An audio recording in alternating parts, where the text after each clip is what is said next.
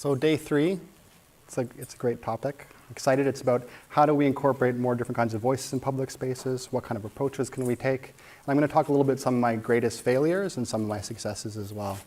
I'm kind of a funny mix. My mother was an arts organizer and an artist and a community organizer, and my father is an engineer. So I come from like this weird polarity between those two worlds, kind of a mutt in that way. So I'm going to start with one of my, I think it's a success, but it was also a failure in a way. It was a mural project in Kingston Penitentiary, which is a maximum security facility in Canada.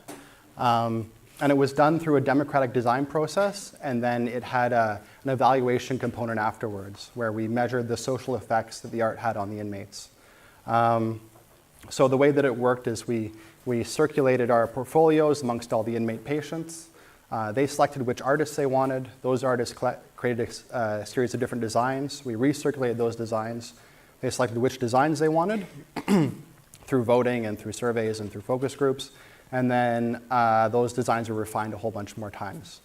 The actual effect is interesting. The social effects were quite great. There was an increase in pro-social discussion, an increase in attendance at the gymnasium, which was quite important as far as increasing exercise. A lot of the inmates and patients, they're heavily medicated, so anything you can get them to move around and get out of that lethargy is quite important. One of my favorite things is they started sending pictures of themselves home to their families because they had a non-prison backdrop that they were proud of. There was an increase in pro-social discussion, so they had something to talk about that wasn't of their environment, and the sense that people from the outside cared about them. And there was also a kind of, one of the most interesting things I thought was they painted 3 of their own murals afterwards. Kind of one of the failures, though, in this process is it was working with it was in 2001 working with some of the top painting graffiti artists at that time, but that kind of talent didn't really show through in the final project. I think that was because we sort of managerialized the spontaneity and the excitement out of the process, and a kind of the eventual effect. It's a massive work. It's 140 feet by 17 feet tall within the prison, but it's also kind of looks like it should be painted on a van or maybe on like a memorial plaque or something, or plate in some cases. So reconciling that sort of problem between a democratic process and an artist's more intuitive process was something I was trying to figure out. So jumping forward to 2008, this is a piece by Dan Bergeron called Inez in Regent Park, which is a large housing estate development in Toronto, the first of its kind. And it was in the process of this really problematic transition as a public-private partnership where they were tearing down the housing estate and redeveloping it. And some of the people had been moved around 3 or 4 times throughout that process. And it was problematic because the current situation that people were living in was untenable. Like in some cases, there was toilets that were leaking through into other people's apartments, massive mold problems. But the solutions and the process to get to the next stage were also equally horrible. So we were doing this work within this housing estate, trying to give a little bit of a voice to some of the concerns that were coming out of the community around this process. And the way to get back to that dichotomy between an artist-led process and a democratic process, we decided to have 2 systems that run in parallel. So one was focused on the artist's needs and spontaneity, and one was focused on the community needs and working within a group of young people. And it was developed over a sort of a 9-week workshop period. And those 2 processes ran in parallel and informed each other. So the artists became more rooted in that community and weren't just parachuted in. And the people that lived there and had to deal with it every day also had a stake in the program and felt their voices were being amplified.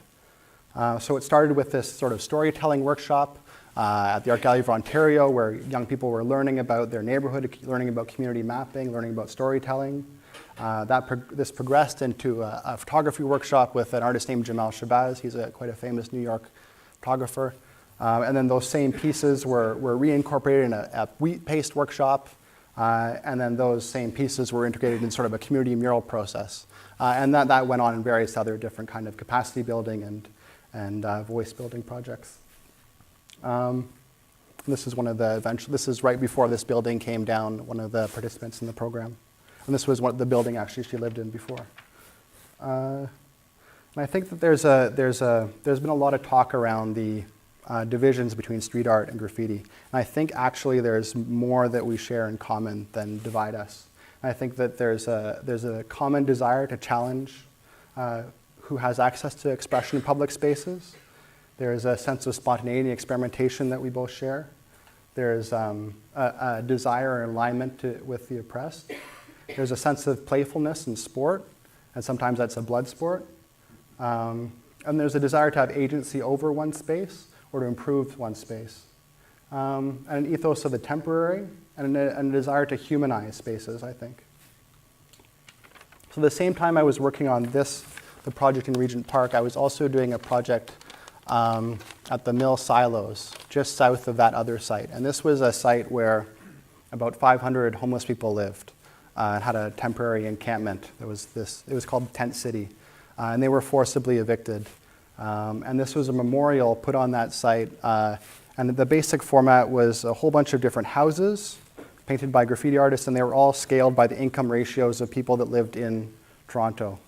So sort of showing the real estate market and the lack of affordable housing. And then on the perimeter was this fence, and it had the names and smaller canvases of all the about 700 people that have died on the streets of Toronto from lack of shelter.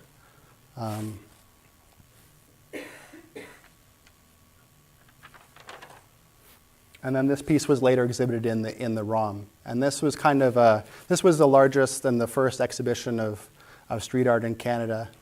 And it was a little bit problematic in that when you take something and put it into that heavily institutionalized context, the Royal Ontario Museum, it can kill it. And the way we tried to get over that was to make it so the exhibition was constantly changing and shifting. And there were some of those elements where people who were within Tent City were doing workshops and talking about the work and doing interpretive tours. And then it also spilled out of the gallery as well. This is more of kind of the one of the interventions that happened over that 8-month period. And these were portraits of homeless people, and they were also pasted up around town. The ROM didn't like that, but it's okay. They got over it. So a lot of my work has been around public space. I also founded or co-founded an organization called Manifesto Festival.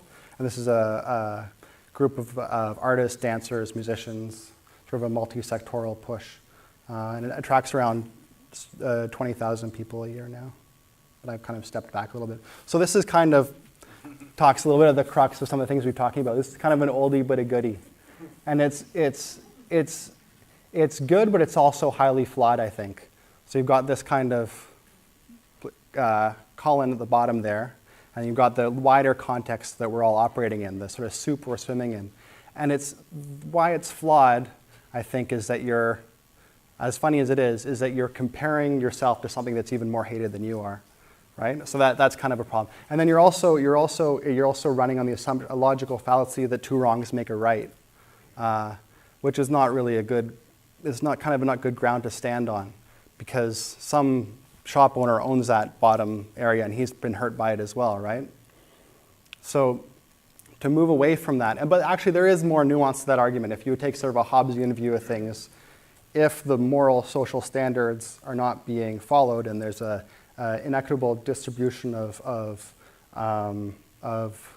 legal action, then actually it is theoretically, ethically justifiable to break the law in those cases. But I like to take a little bit more of a nuanced approach and kind of thinking about sort of the balance of human rights. And this has been an effective tool for talking to policymakers using the Declaration of Human Rights. And you can talk about how everyone has the right to freely participate, and everyone has the right to freedom of expression. And then you can think about those core rights, and then you've got to think them on a balancing beam of everyone has the right to own property and associate blah, blah, blah. But and there's some other things around security of person, but that if person includes property or not is not really clear within that document. Depends on which country you're in. So there's that balancing act, and if you explain to policymakers that if you push too hard on either way, it's going to cause horrible problems. And that seems to be kind of an effective way of helping people explain the nuances of what they're dealing with. So through working with a lot of different graffiti artists and street artists, we started to come together and started to figure out ways we could control our environment in a larger sense, either through meeting with policymakers, working with the police, doing outward-facing graffiti festivals, trying to push for ways where we could all improve wages and salaries, and start to think about ways we could have that larger sense of control over our environment. And there was a point where I was on my way to one of these consultations with municipal policy workers, and I saw a piece by an artist named Rekha Rajdada on a billboard, and I was inspired by this idea of taxing billboards and then putting that money into art. This was in 2001, and what came out of that was this campaign called Beautiful City. I'm just going to hop off for a second and show a quick video that kind of gives the flavor of this movement. Say joy. Joy. Say joy. Joy. Say joy. Joy. Say joy. Joy. In all things we find a little bit of joy, falling in, even in struggle we enjoy, calling out to a better time we have seen. Appalling life can be when we do not intervene. At times life can seem bleak in the season of winter, but some of us smile for no reason. I've been to places where life moves slow. Maybe our attitude, it has to do with the cold. The soul, it holds gratitude because it extends beyond family, friends, and the realm of men. But we offend our neighbors and fend for ourselves and don't mend fences. Build personal hells and give this to our children like presents of toys. The gift that we should give them is the presence of joy and lessons a boy could use to be a man, or the essence of a woman and the girls of this land. Say joy! Joy! Thank you.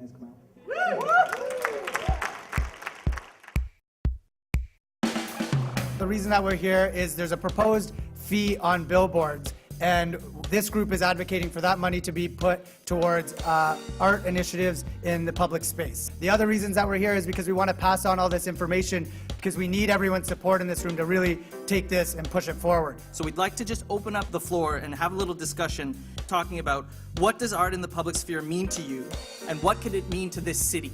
First of all, I think this is a wonderful initiative. Also, I get really incensed when I see all these sort of new forms of public advertising, because they obviously steal a lot of their ideas from the graffiti artists who have basically laid the foundation for modern advertising. And I think this little pittance that they would have to pay is nothing compared to what they owe. Expansion of art into the public space, it also expands art into the public consciousness.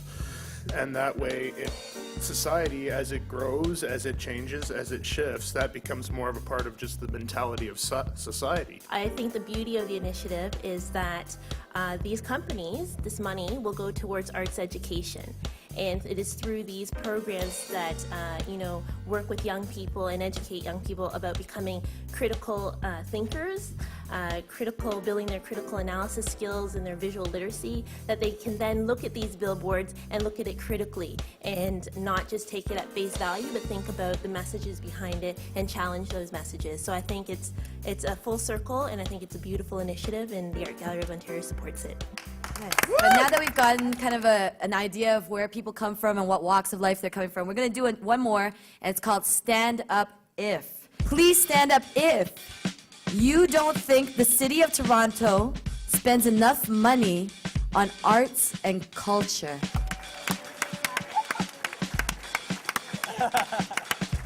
Stand up if you think that there are too many billboards in Toronto.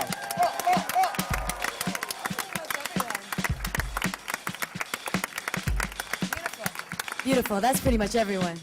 Well, this was a great event tonight, and it's great to see so many people passionate about building not just a great city, but a beautiful city. And there's a lot of energy in this room, and I think if we can convert that energy into political pressure and can make sure that our city councillors right across the city understand that billboards are pollution and that they are wrecking our public spaces, and then maybe we can see a reduction in billboards and advertising in our city, and we can see some much needed revenue go into the arts and priority neighborhoods across the city. It's a great movement, a great organization happening here, and I hope it's successful. there was a great comment made within this meeting about creating a new Renaissance period in Toronto, like bred right here at home in Toronto. We have the talent to do it. As an artist manager, I definitely know that the talent exists in the city. It's just a matter of implementing the funds to make those things happen. It takes money to make good things happen, and when you invest in great art, the process and the output is always going to be there. Call your counselor, vote, and when the meetings happen, jam the committee rooms and demand to speak. Make your voice heard. You make your voice heard, you'll get your way in the city. So Beautiful City was an alliance of over 60 organizations that came together to put a tax on billboards and put the money towards art. And the idea was to democratize and diversify access to public space. Started in 2001, and then I'm still working on it now in a monitoring capacity. And the actual tax was passed in 2008 with drastic improvements in billboard enforcement. And that was quite important because what we found pretty rapidly is that there was no way to tax the billboards unless we knew how many there were, where they were. And there was the same problem as here with around 40% of them being illegal. So part of this tax, not only to fund the arts, was also to kind of like rebalance that balancing act of freedom of expression. So in 2010, they agreed to increase the arts funding, but then right after that, we had a change of governance. So we kind of fell off a cliff at that point. But the new government that was voted in, they reaffirmed the commitment, and it earns about $10 million a year for arts. But then at that same parallel to that process, the billboard companies got together and created this anti-tax conglomerate. They appealed the decision at a couple of different levels, and it was actually gutted before it actually was, the Supreme Court of Canada rejected it. And right now we're part of a phase-in process.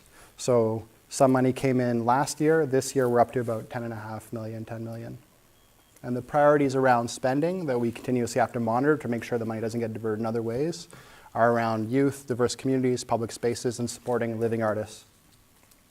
And it was definitely made up of it wasn't just the arts sector pushing for this. We had people from the environmental sector, from social justice, from youth, from theater, from student unions. It was a wide breadth of different organizations that all came together, and also different capacities, large institutions like the Art Gallery of Ontario to very small grassroots organizations, and also very geographically dispersed across the city as well. That was quite important. In Toronto, it's a very divided city with sort of a white core and people of color all living in the periphery.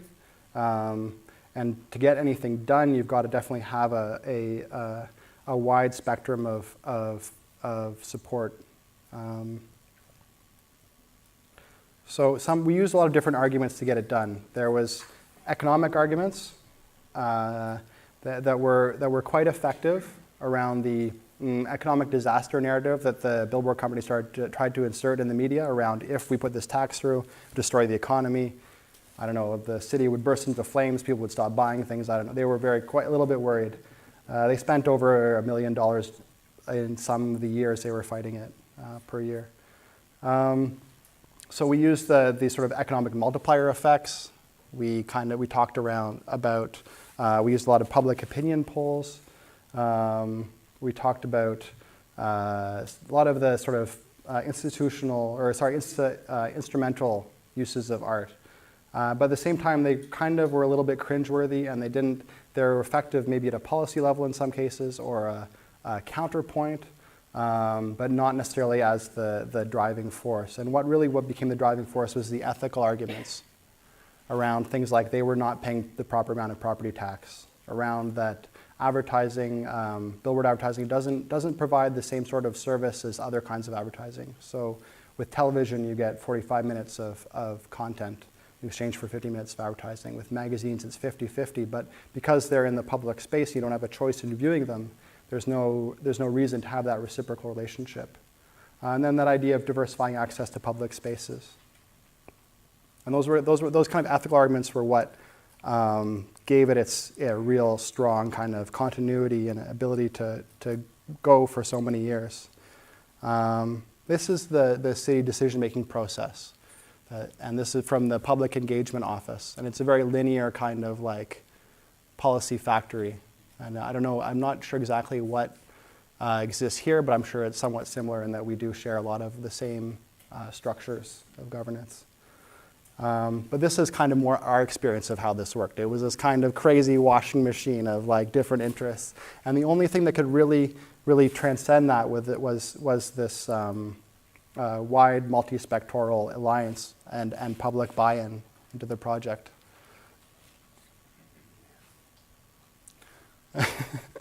Saw the perpetual budget hysteria? Yeah, that's always a good one. It's kind of, every city is like constantly broke. And that was kind of one of the people were so frustrated in how badly artists were valued in the city and in the budget priorities. And they would always say, well, there's no money to do this, blah, blah, blah, blah. And then and then when we finally did say, oh, well, you can just do this. And then they were like, well, and then when we actually did get the money coming through, then actually that perpetual budget hysteria started to work against us because there was a lot of forces that wanted to pull that money away. So it took quite a bit of fighting over, and many sort of, it was a succession of wins over many years, and many times it felt like a failure, I think. And that's something, but there was that kind of trajectory there. So some of the factors of success, I think, were advanced communication methods mixed with really traditional grassroots mobilization techniques. So things like SMS messages for people to call their counselor, combined with really traditional things like telephone trees and petitions. There was a strong brand in visual communications, and that was mostly because we were all coming from an events production background. So we had a really good idea of how to bring people together, get them excited, make things fun. There's also a solid or semi-solid core of organizers, and then a number of sort of independent subgroups, which was really important. One subgroup was just focused on policy and research. One subgroup was focused just on working with counselors. One was just focused on the press. One was focused just on interference and keeping the billboard companies off balance with sort of agitprop stuff. Making that, it became quite ridiculous. At a certain point, it was not necessarily a David and Goliath battle. There was like many Davids and then one Goliath that was so slow and such a large institution and overspending us in such a colossal way that it became kind of comical. And then another key factor of success is that we had a strong foundation of academic research backing us going into the process. And that was quite an important part of the process. And it was backed with this wider event-driven mobilization technique. This is one of the sort of marches that was down, or walks that happened in Toronto down the main street as part of this process. Some of the other factors of success were the geographic spread of organizations, the idea that we had a political learning process built into the process.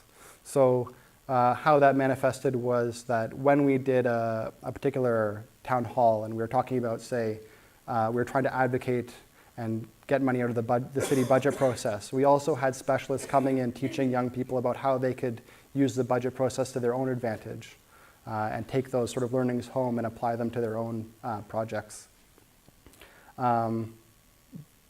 Being nonpartisan is quite important. I think there's always a desire when you bring a project to the city, you can kind of get subsumed in that battle, and sometimes you end up being used as a toy for some of the interests on the left and the right. And interesting enough, my first meeting was with a very left-wing councillor, and it was first started under a more right-wing mayor.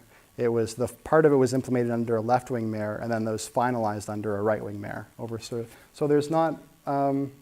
If you can explain your argument and think about different arguments that might appeal to different kinds of stakeholders, and you'll have a lot more gravity and survivability.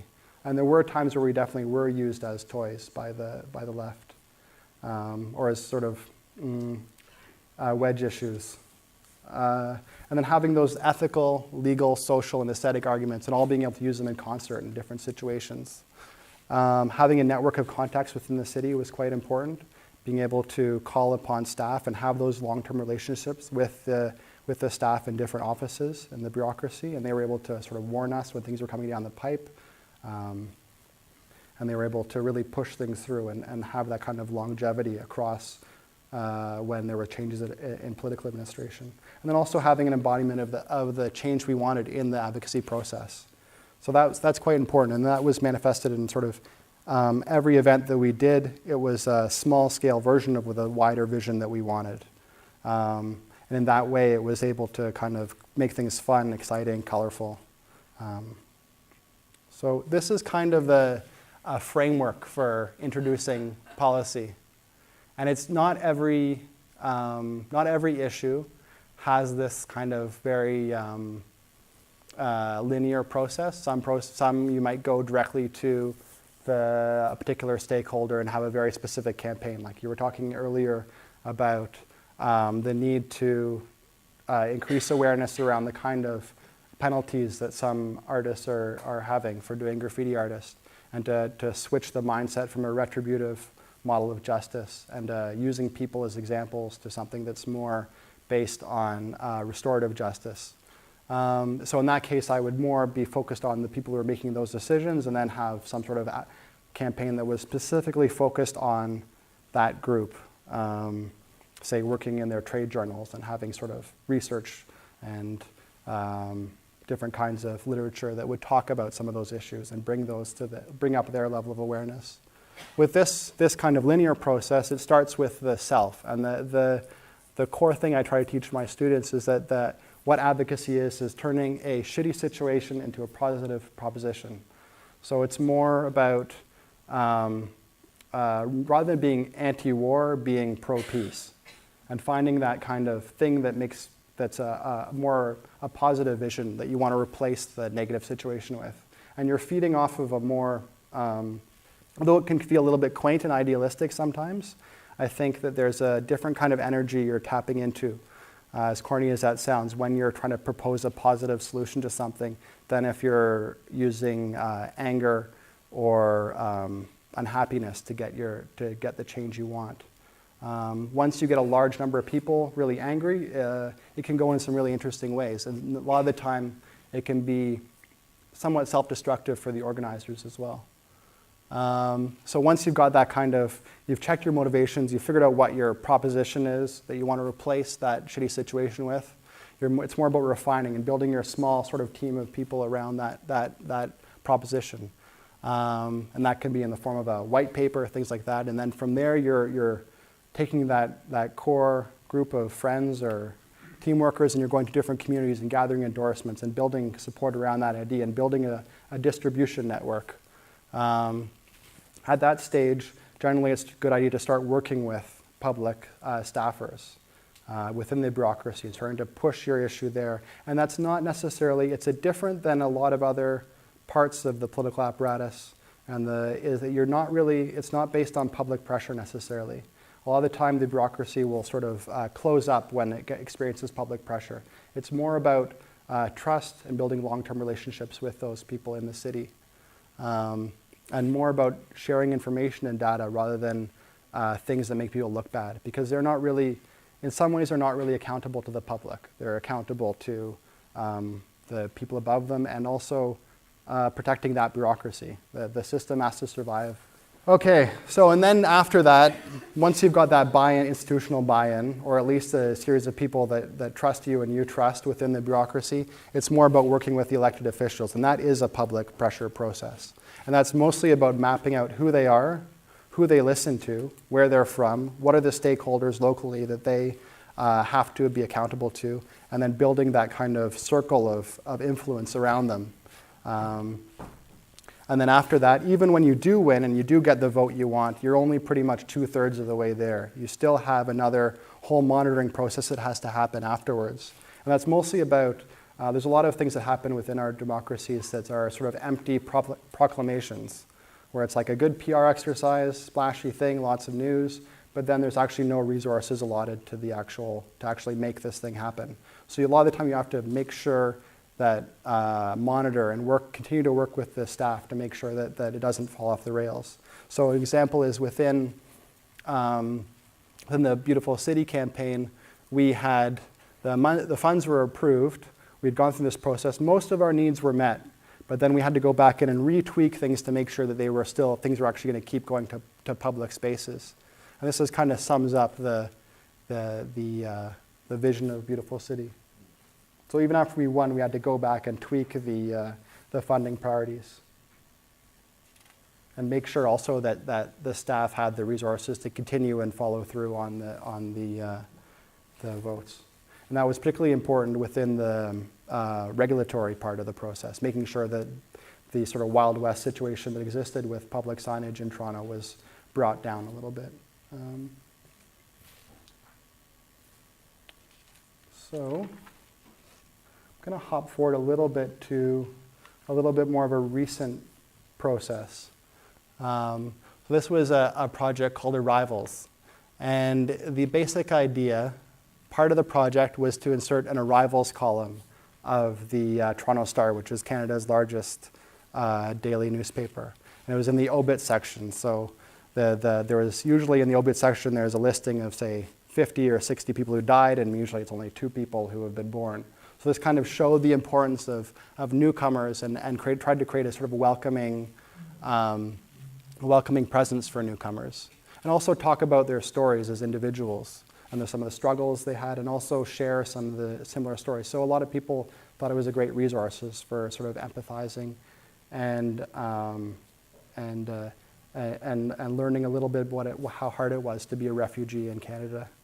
And this was accompanied by a larger piece, which was a 100-meter long transparent photograph across the front windows of our city hall. And all of the offices, those are all the councillors' offices where they actually have their, where they do their sort of legislative work. And that's where they do the voting and that weird flying saucer thing. And then the bureaucracy are those kind of things on the sides. And so the idea was that the city councillors look through the eyes of a newcomer. And it kind of had that empathy building exercise built into it, but it also it pulled into light something that was a little bit more important around representation in Toronto. Within our city, about 50% of the people are from visible minorities, but only about 7% of the elected officials are from visible minority backgrounds. So it was a way to call attention to that, and that was actually quite a hard piece to do. We had to get sign off from every single councillor. And then some councillors actually totally didn't want it. One councillor said he would prefer a mouth instead of an eye. It was kind of ridiculous. This is actually the picture from inside Rob Ford's office, our crackhead mayor. He wanted a Hamburger. It's another view from outside, and some of the participants within that particular program and the councillors coming together. So after that project, the main thing I'm working on right now and is keeping me up at night is this project called the Pan Am Path. And it's a 84-kilometer long multi-use trail across the city with public art installations all the way along. And it's a continuation of some way of beautiful city and trying to create a more healthy environment, create more opportunities for freedom of expression. Also equitably distributing resources across the city. And I'm going to show another just quick video to kind of give you what we're up to there.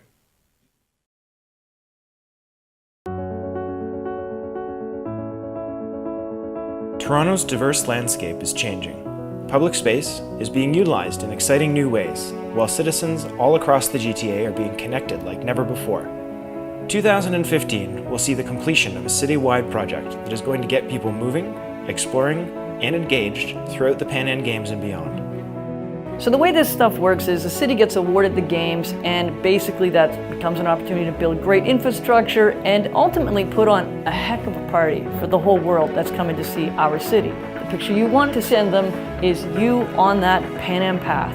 Active transportation, people like connecting, great art along the way, exercising and socializing. You want iconic imagery of Toronto that says, what a totally cool place to live. Right? Everyone's sort of living in their own silo. How do we break down those silos and maybe create some sort of connecting piece that can take people outside of their local neighborhoods and do some investigation of what this great city has to offer?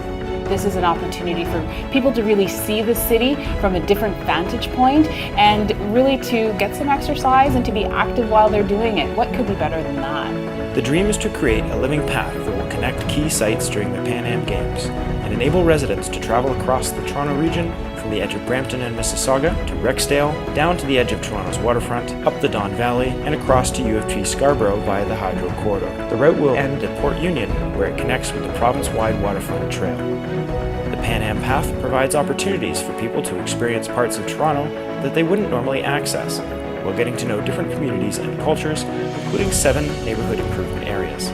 What really attracts me about creating the Pan Am Path is this idea of bridging that divide between the suburbs and the downtown core, really making it a project that everyone can participate in.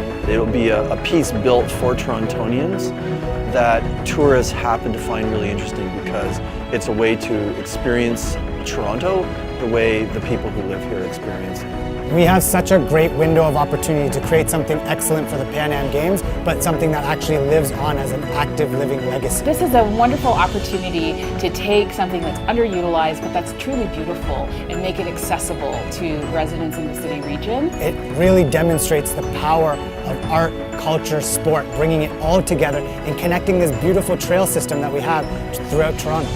The Pan Am Path vision of combining that with art and culture is so perfect for the Toronto region. We want to create a sense of wonder for people. The Pan Am Path could be a complete game changer for the city.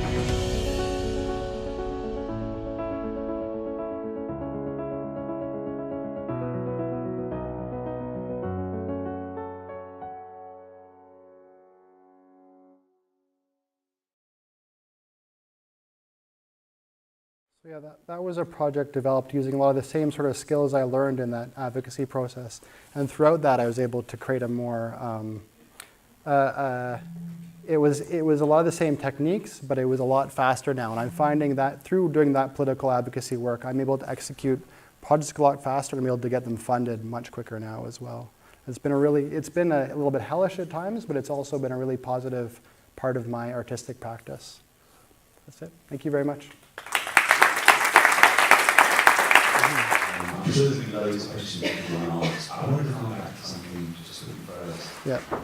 You first started talking about, which I found really interesting, which was your way of dealing with failure and dealing with that and reconciling the democratic process with the intuitive process. Yeah. How you write in spontaneity. Yeah.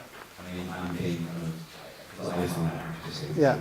No, it's a weird one. It's a good one to talk about. How you do that, I'm fascinated about it. Yeah. Because it looks like that's something that you are managing. How you manage it is how a lot of people want to know.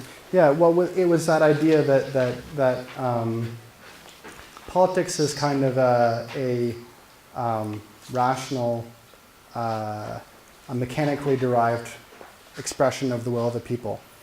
It may come out looking like spam a lot of the time, but it's also, it has to be respected. At the same time, art is more of in an idealistic kind of romantic sense. It's the will of the people at a more intuitive level.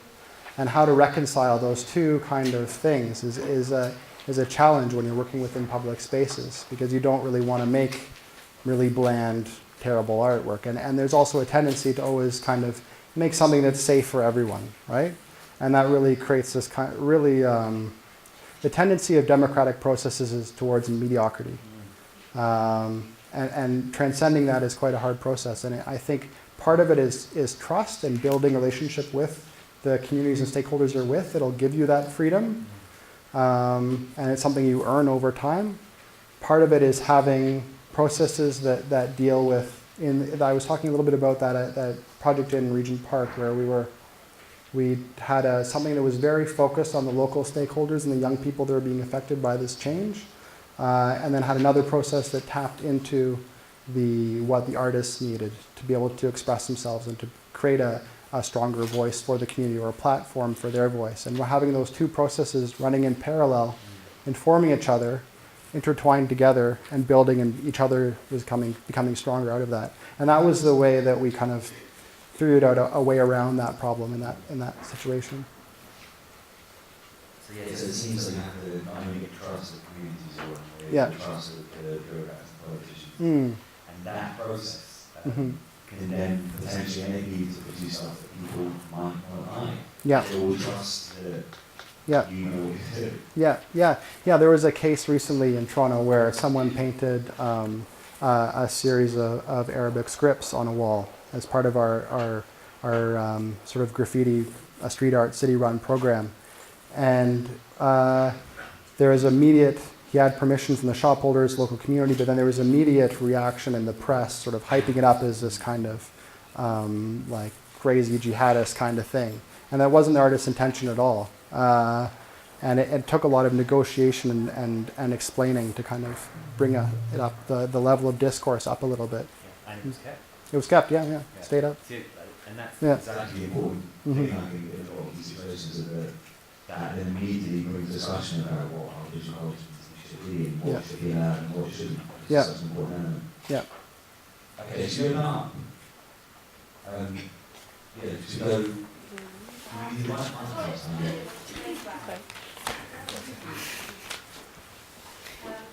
it's so inspirational, and I think the way that you spoke about it as well was really from the heart.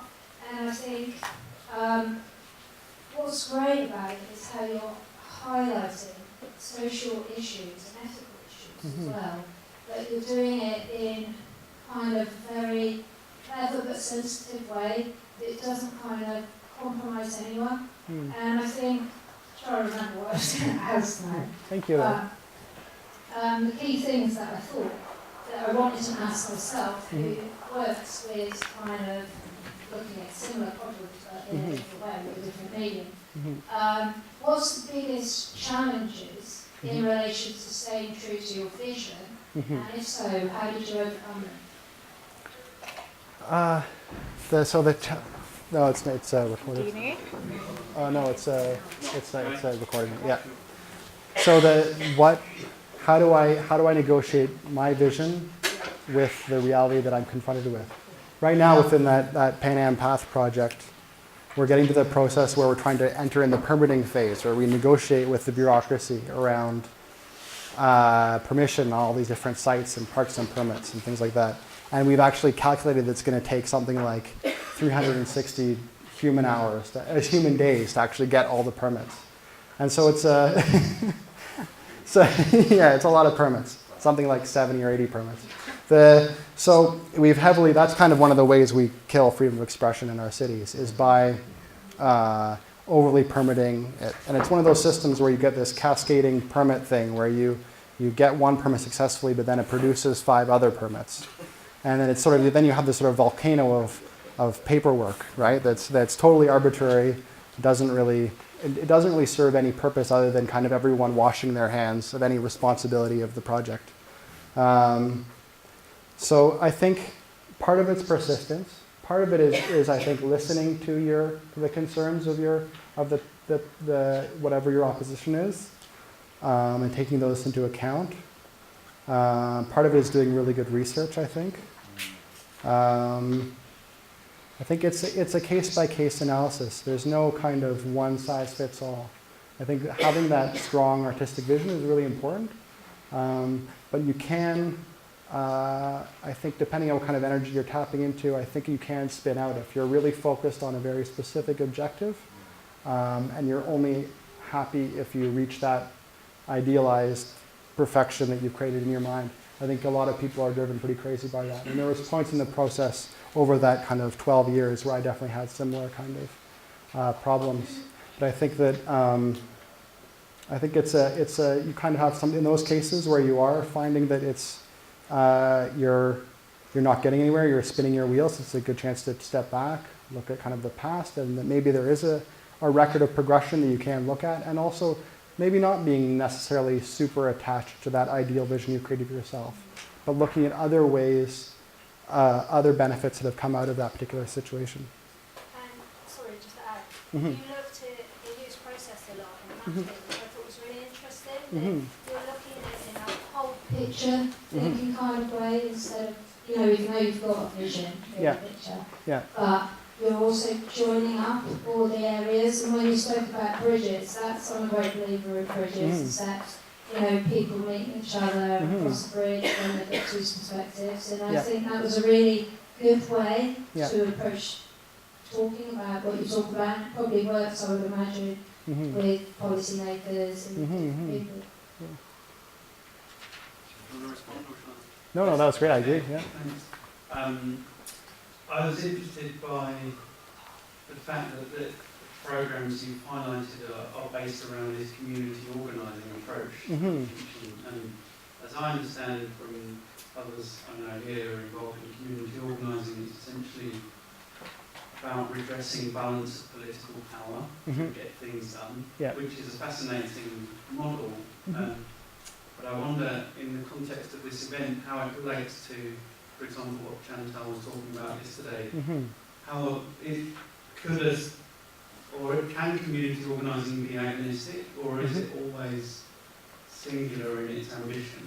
No, I think that I think it always has to have a series of small explosions within it, and a part of that energy and dynamism of conflicting viewpoints. And conflicting viewpoints is what gives it fuel. And there is a case, on the left, definitely, to spend more time sort of sniping at each other than larger goals.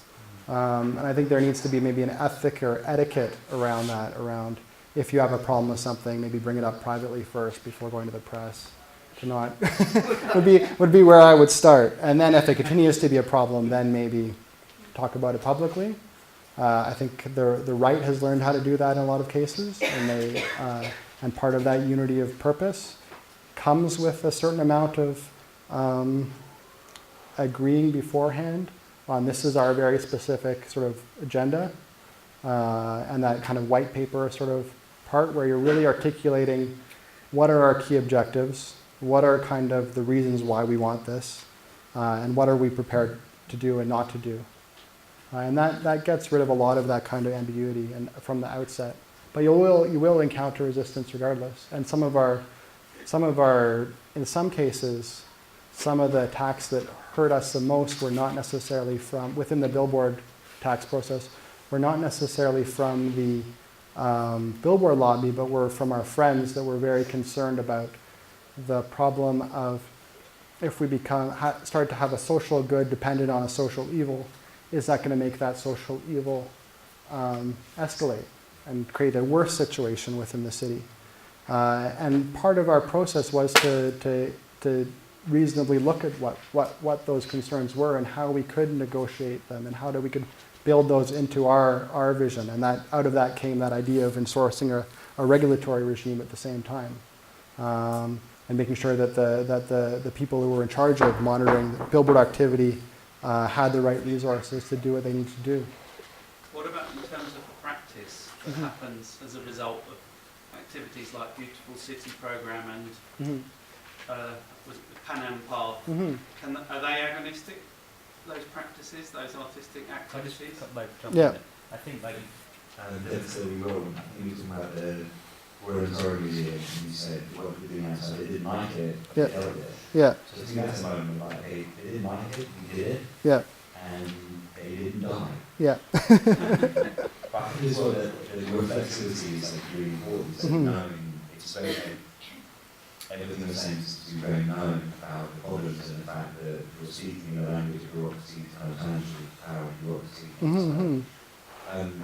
Yeah, I really enjoyed the presentation. Thank you. And the mapping that you Yeah. did. That's sort of the work that we try to do too in terms of our own practice. So we take crime, we try to take a negative experience and create something less shitty out of it. There's no harm, which is what you're talking about. Yeah.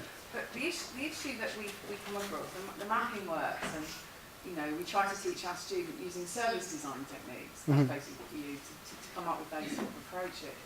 But the issue is it's always about labour. Okay, so what all this is based on is the idea that £1 of public money invested wisely will produce £8 of bumps, £8 of profit. Yeah. This book, which is by Hewson, which is from our left press Verso, he absolutely dismantles that argument. He says all the money that Britain has put into the Tate Museum, the lottery, has not produced. And so for us it's a dilemma, because there we are teaching our students, knowing that a lot of them, they're lucky to get a paid internship. Yeah. Do you see what I mean? And a lot of the labour, when we talk about street art, do the street artists get paid? I know we charge a very but it's a real issue, and I don't have the answer. I love this work. Yeah. This is the work I want to do, and we try to do no harm. And I know that crime is a really controversial agenda, but truly, my main concern is always about how do we make sure that there are jobs. Like what Robin was talking about this morning, there's a process which is actually where people actually come out and get jobs, get paid. And for me, given that Europe, and particularly Britain, is focusing on the culture industry, it's always going to be the service industry. We always have to have some great saviour. Yeah. Like, given that the culture industry is embedded in this, how do you pay people? That's the question. How do I pay people? Yeah, how do you pay the people that work for you? So I'm. There's a couple different parts of the question. Part of it was around the sort of institutional or instrumental arguments in favor of the arts around that £1 in, £8 out kind of model. And I find that also, I'm a little bit skeptical in some cases. Not necessarily that there isn't real cases we made behind that in some of the calculations, but the thing that gives me worry is every other industry has the same thing, and sometimes their returns on investment are way, way higher than arts and culture. And also that idea that you're feeding into this market fundamentalism, where we're praying to this weird god called economy, and it's like happy some days and sad some days, and we have no real control over it. It's kind of, it's so that around paying people specifically, one of the key things of a beautiful city was around advocating for more money for living artists. And the way that our distribution method for actually getting the money out to the community, the majority of it goes to something called the Toronto Arts Council. And that's an arts council that actually gives out sort of small grants. I'm also part of a group called CARFAC, which is Canadian Artist Representation. And we set kind of minimum pay levels for each different job category within the creative field, which helps to a certain degree. It's also a little bit problematic having those kind of minimums, because some people don't follow it, and some people, there's a desire for people to undercut each other sometimes. Me personally, I'm pretty lucky at this point. I usually, for this Pan Am Path project, there was a lot of fundraising that happened at the city. There was a lot of fundraising that happened with different foundations. There was a lot of fundraising that happened at different levels of government. That project is actually taken, it was conceived of about 2 years ago. About a year of that process was just concept development and fundraising. We go for grant funding. Yeah. And I was a bit upset with Ian when he made his announcement, when he said, thank you to the volunteers, because there aren't, from St Martin's, the volunteers are paid interns. There are no volunteers. I don't believe that our students should be treated without being paid. Yeah. But most of our staff have killed ourselves and put in loads of hours, as the speakers have, to make this event happen. We've done it without pay. Thank you. And that's the truth. But for all of us, I'm sure that you do it too in your real life. And my concern is if it's built on that, it's not a future for the kids we're training. And that we have to find, new mechanisms, new means of actually addressing how they will survive. Yeah. And I'm sure you have the same issues.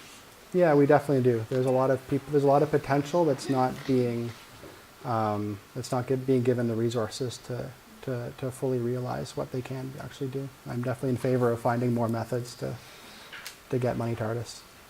But I completely want to say, on that same point, is time. My question when you were talking about 17 permits is when you're starting out, how do you afford the time to undertake the speaking in this language? Yeah. How is it possible? How do you do it? So with that particular project, I had a little bit of money left over from that previous project, the one, the eyes on the front of City Hall and the insert in the newspaper. It was not very much, and then I started, basically I built it into my contract that I would have a certain amount of months after the contract where I could do whatever I wanted, rest a little bit. I know earlier on in my career I had this sort of up and down of like feast and famine, and now I build in a little sort of chunk where I'm like, this is my 2-3 months after the project where I can rest and when I can think of the next thing, come up with ideas. So part of it was a previous project. And then with that, a little bit of time, I was able to meet with some different funders, and they were able to give us a little bit of seed money to hire some staff. And then it was a kind of a snowball thing from there. When you started out? started out as 2 part-time staff. Now we have 3 full-time staff and 2.5 people that work just within the city on the project. And then there's 20 community organizations across the city that all have a little bit of money to develop their ideas. Yeah. So Lee? That was actually my question. Yeah. But isn't this, yeah. Okay, cool. Thank you. That was fantastically interesting. I wanted to ask you, you mentioned about how we use the UN Declaration on Human Rights, that this was a really useful tool for talking to Yeah. And then on another slide you mentioned that you used a lot of economic arguments and you said these are quite uncomfortable. So I wanted to just you could say a bit more about the spectrum of the good arguments, the human rights ones, and then the uncomfortable economic and taxation arguments. Yeah, with the economic arguments, they're definitely uncomfortable to use. I kind of, when I'm thinking about using those different arguments, I kind of consider the economic arguments as the shield, and the social and the ethical arguments as a sword. And both need to be used, and they're both used in different situations. Shield is not particularly effective for certain situations, but it is a good defensive sort of move if you're under attack by the right wing. They have a hard time challenging some of those economic arguments in some cases. The UN Declaration of Human Rights is mostly within that context of trying to figure out what's been codified already in law as far as our ideals and how those ideals need to be kept in balance. And I think that's more of a, and I think the social and the ethical arguments are the ones that are the ones that I like to use the most, in that they have the tendency to create a wider mobilization of people. They ring truer in the press. There's something people can get behind and feel good about what they're doing. No one really goes to a gallery because they want to increase productivity. They're there because they love art and they want to be part of it. And yeah. There were 2 questions. Sorry, I think there was something I didn't. Yeah. Your Arrivals project. So did you get those? You actually got those into the Toronto Star. Yeah, yeah. Can I just ask how on earth you managed that? I mean, I love the idea that some of us in the room could go to the Sun or the Daily Mirror and go, can you add this to your obituary section? But that's so hard to imagine happening. So how on earth did you manage? It was a lot of meetings and then a lot of money. Yeah, yeah. It was both, and there was a lot of talk about continuing that project, but we haven't really gotten there yet. Yeah, there were 2 questions on the right-hand side.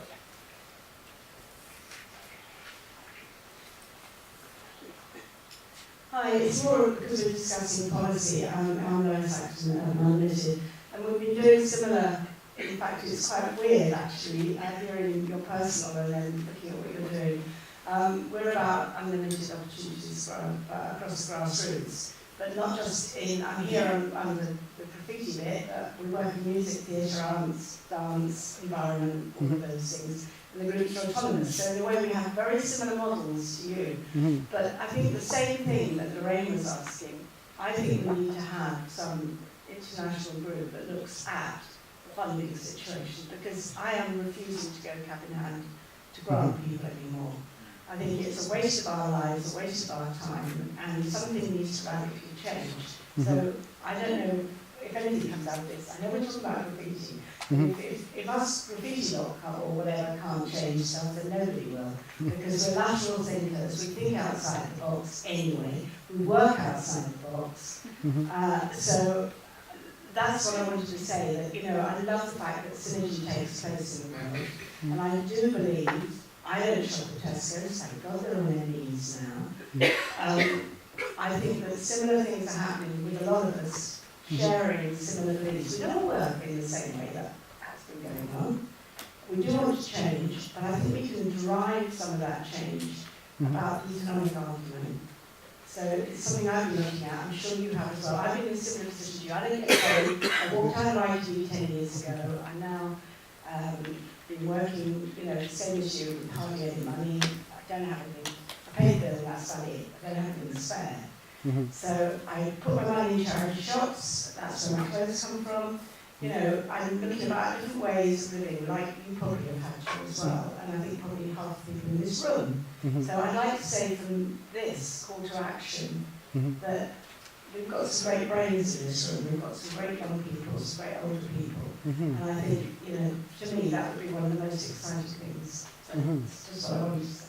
Thank you. Yeah, I think another element that gave us a certain amount of traction within different institutions was also in a desire to make the pie bigger for everyone in some way, and that created that kind of energy and that kind of ability to get into some of those larger institutions. I think that was I've experienced the same frustration with arts councils, and now I sit on the board of one of them. So I'm kind of it takes a while. Yeah, and it is, and they are definitely frustrating, bureaucratic, nepotistic kind of organizations. But in some cases, the alternative is a lot worse. Yeah. But do you think something's changing? Something's changing? Yeah.